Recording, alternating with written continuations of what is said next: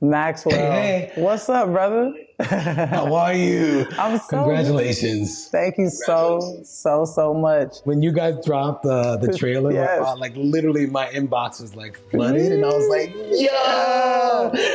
I was like, I can't believe I'm part of this show finally. No, Who would have thought that when we wrote in the script that Denise says, Maxwell's playing, that you would see it and say, you know what? I'm down to come and have a conversation. Let's say we're at a party.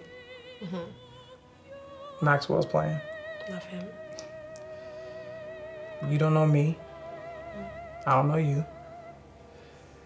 And I ask you out on a date. Would you say yes? Maxwell, thank you so much for having this conversation with me. This is amazing. But it's so important because music is such a huge part of Master of None. And you've been such a huge part of my life, and I think so many other people's lives. Your music has always been there. And I don't think the first time I've written your name into a script. I think I've just sort of written it like in the action lines and said, I know I probably can't afford this song, but this is the vibe I'm trying to put in there. What is it about your music that you think has had such an indelible impact on so many people, so many folks, and that the music is still timeless? For me, you got to look to your heroes. You got to look to the people you look up to. Obviously, with Jesse Norman in your show, just beautifully used. And of course, big fan of Marvin Gaye, big fan of Prince, big fan of, Kate Bush. And I'm just a big fan of romantic love songs. I think, love songs sort of slow jams are slow jams, Yes. Like only certain people know what the slow jam is and what it really means. We have a lot of hip hop in the world, but we always know we go to the club and do this. When we come home, we play that. And I've always wanted to be a part of the community that is the after the club. Yes. Yes. Where the babies get made, where the love gets made. And just for me in general, just the love story here in the show and just how real it is and how basically it's just love. It's love and the challenges of love and what we do to keep it, how we mess up, and the way you expertly portray the role, and to see Denise's character, just grow after the 2 seasons in this particular way it's a real treat. I think people are going to really love to see this great aspect of your character. Thank you. I guess I'm cool with that. You cool? Yes. Yes! Yes! Oh my God. You lucky I love your ass. It's so interesting because I talk about seasons of television sometimes where I talk about artists and albums. It's like it's like a third album that we put out. And it's a very different album. It's not, it's the same musicians, but music has changed a bit. And I kind of noticed that a little bit with your albums over the time, like the evolution. It's like to start, you start with Ascension or something like that, but then you go all the way to Pretty Wings, which was like such a big song. But the crazy thing is that even though it's the same singer, it's you've grown as a person, you've evolved. And so it's so interesting to how the early songs were very joyful and kind of busy and sexy and moody. But then like we all heard Pretty Wings, it was about, how beautiful letting someone go can actually be. Can you speak about how you evolved over time and people had to kind of grow up with you as an artist? Yeah, thank you first off for noticing. You always want to be as emotionally mature as possible. And I think emotional maturity is not something that is like, that you can say is only belongs to a certain group of people. I think we all seen kids in our classes when we were younger that just exuded a much more older soul or a certain type of depth. And I think that when you can do a song or write a movie or, paint the picture or do anything creative that touches people on an emotional level, you can definitely get them to it will resonate within them. And I feel like so much of your work does the same thing, particularly obviously with this amazing show, to be able to be brave enough to push out. What I love about the show is that it's showing people, giving people an opportunity to not fall into a formula about you guys, therefore making you realer and more more relatable as far as I'm concerned. But I don't know. Some people just like the one trick pony thing and they want to keep seeing the same, you know. It's really scary, you know, when a show tries to venture into new territory, just how it is, I think, when an artist tries to do it.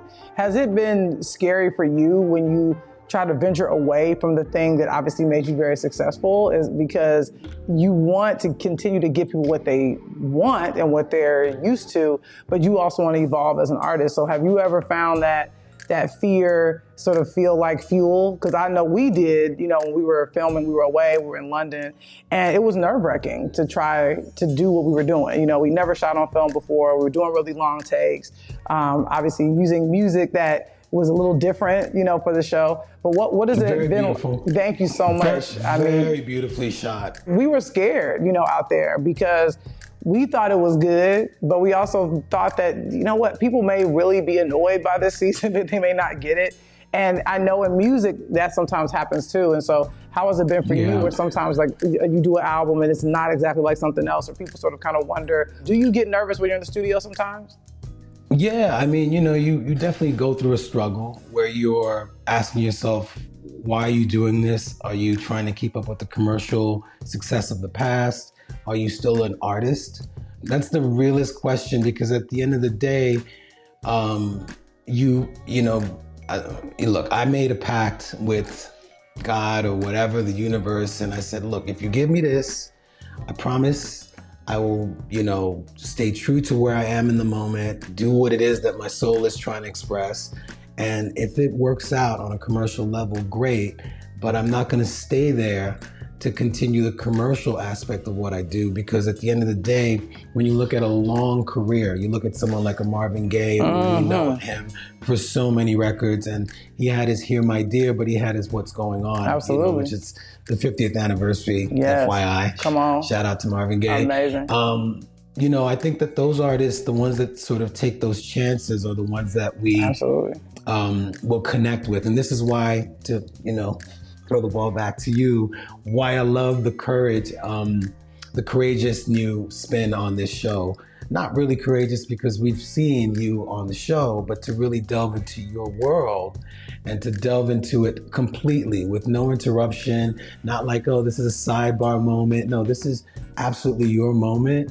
And to see the machinations of all the complexities of relationship and how they play out, as they play out for everyone. Absolutely. You know what I mean? Yeah. You know, literally everybody goes through this. Yes. You know? Yeah. The details may be different. Absolutely. But the frustrations and the rewards are the same. And I just, you know, was so excited to watch it. And thank you. I'm so glad you got to see it early. You know, we've been giving some people a sneak peek, and it's been super exciting that people finally get to watch it today. They can go on Netflix and check out all 5 episodes and go on a journey. But it does make me wonder, because Denise goes on a very unique journey this season, you know, but you find her post-success, and now she's trying to keep that up, and so dropping the ball a little bit at home, and sort of losing herself a bit because she's now moved upstate New York, and so she's not as connected.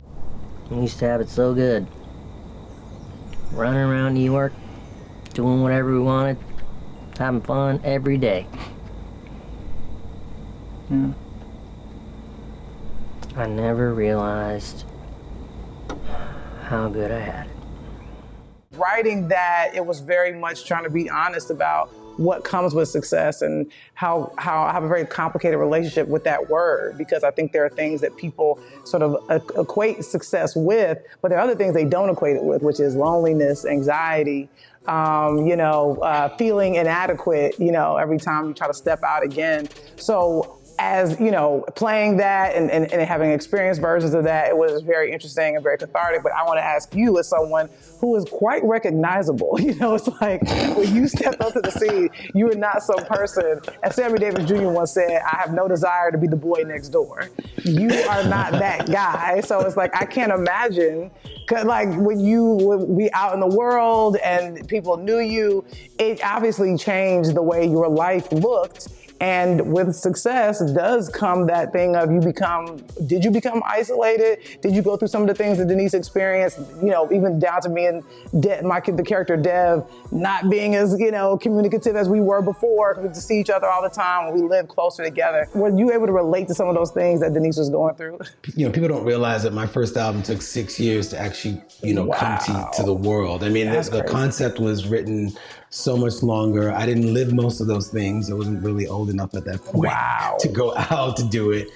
And then what I connect with Denise's character, and I'm sure you connect with this too, Lena, is oh my God, the sophomore moment. Yeah. Every recording artist, every writer, every person who's been either making a movie, and then all of a sudden they have this big crazy movie, and then boom, it's time to do the next thing. You have all these brand new friends and huge expectations. The way that I dealt with it, specifically with the album Embrya, was to literally do the absolute opposite of what was expected of me. Wow. Not because I wanted to be rebellious to the audience or I didn't want to give the audience what they wanted, was because I don't feel like I would be able to show the respect of that debut by trying to duplicate that debut. Right. If people are engaged with you and if people are excited about your work, and this plays into just even being friends with someone, are you going to be friends with somebody because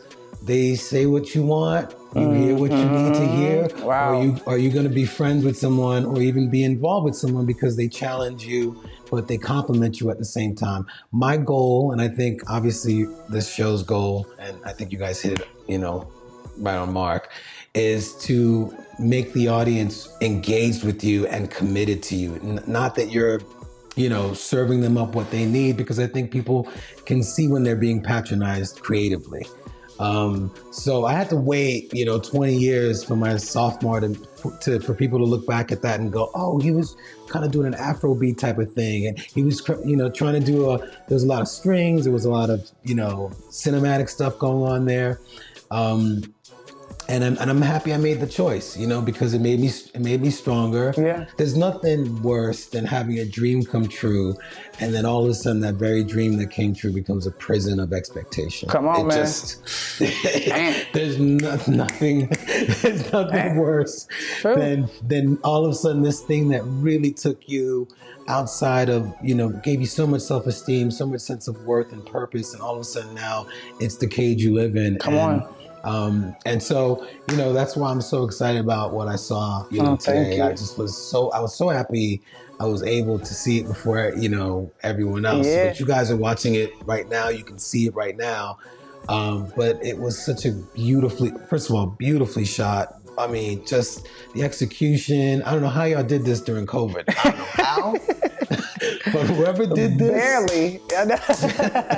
Barely made it. Wow. Yeah, man. It was like that. Yeah, Thank you. Thank you so much for that. And also thank you for saying what you said about your second album and taking the risk and people having a better understanding of what you were trying to do years later, because I always think about that, when I put out work, is that it actually isn't about today's reaction.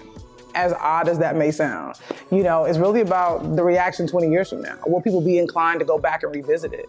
Wow. And I think as artists, we want to be liked. We want the work to be embraced. And I never want to do things in the work that don't feel honest in order to be liked. All that stuff, and you have to ask yourself, like, what is it worth? Are you happy with the idea of just losing it all by sticking by your standards, or would you like to keep it all by losing, your standards? Is there anything I can do?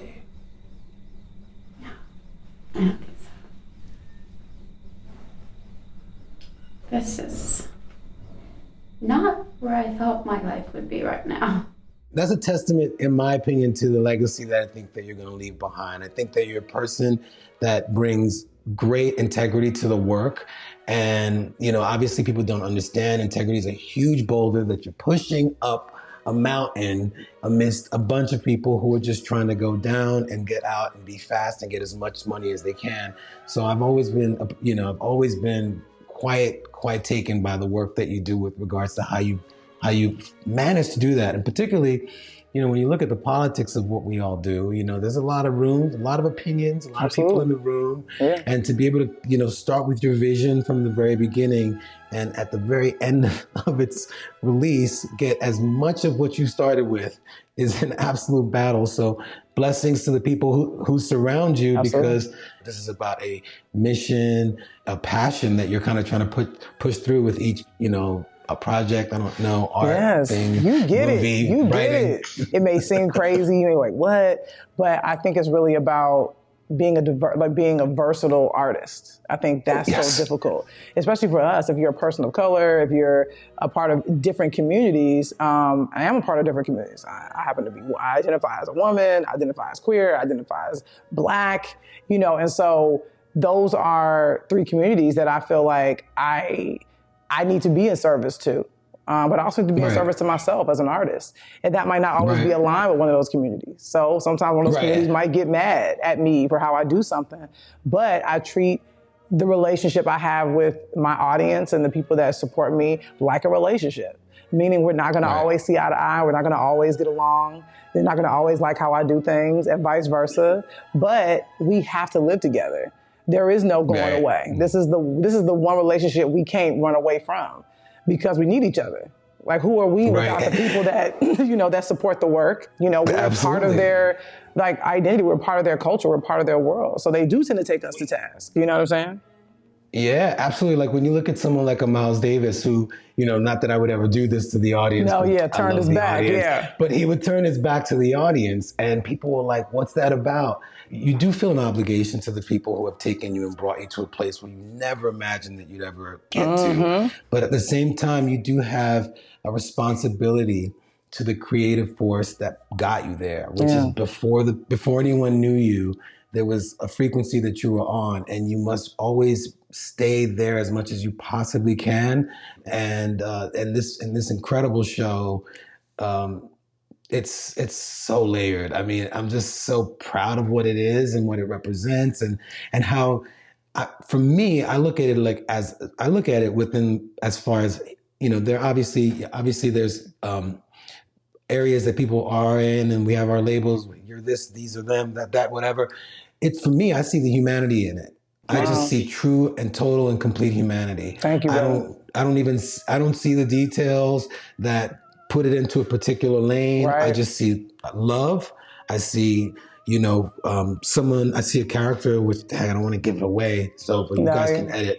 But I see a character who's truly concerned about their next step.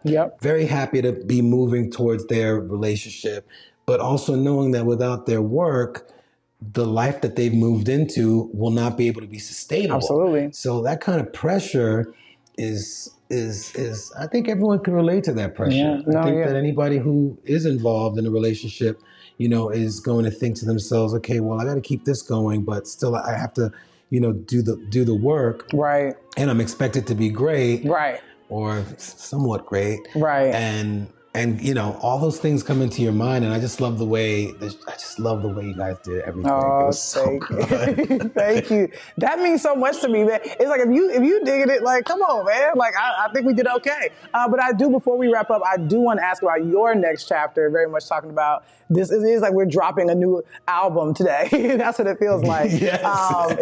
But I'm curious to know what you have coming next. I know folks are going to be super excited and chomping at the bit for new music from you. What can they expect? And can you give us any idea in terms of timing as to when it's going to possibly drop? I can't really give timing, because when I give timing and it doesn't happen, musicians, people, man. It's like, I don't know. Get mad. We'll see what happens. But I'll tell you this though, because I'm really here for you, and I'm here for the show, and of course, shout out to Aziz. I'm a big fan. Known him for about 5 or 6 years or so.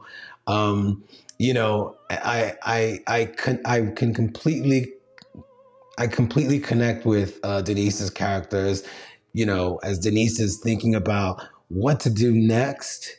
Will it be liked? And I'm right back into that zone of in-between album, frenzy, where I'm looking at what's out there in the music world. I'm also looking at like, what do people expect me to do? Because I'm Uncle Max now. I'm not the young sexy uncle.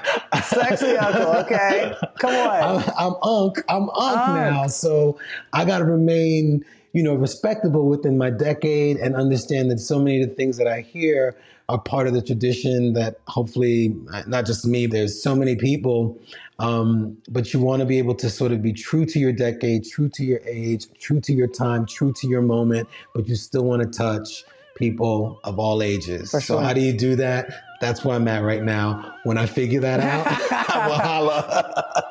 You have to know that there is like genuine excitement and a desire to hear new music from you, for sure. Wow, thank you. I mean, it's interesting for me because I'm so happy when I listen to music now. I feel like R&B is back, and I feel like emotions are back. I feel like vulnerability is back. Yes. Look, I'm so glad we wrote you into the script. I'm so glad too. It's so organic. It feels so honest and accurate. That I was our character.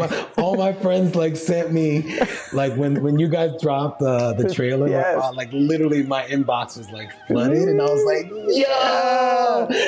I was like, I can't believe I'm part of this show finally. It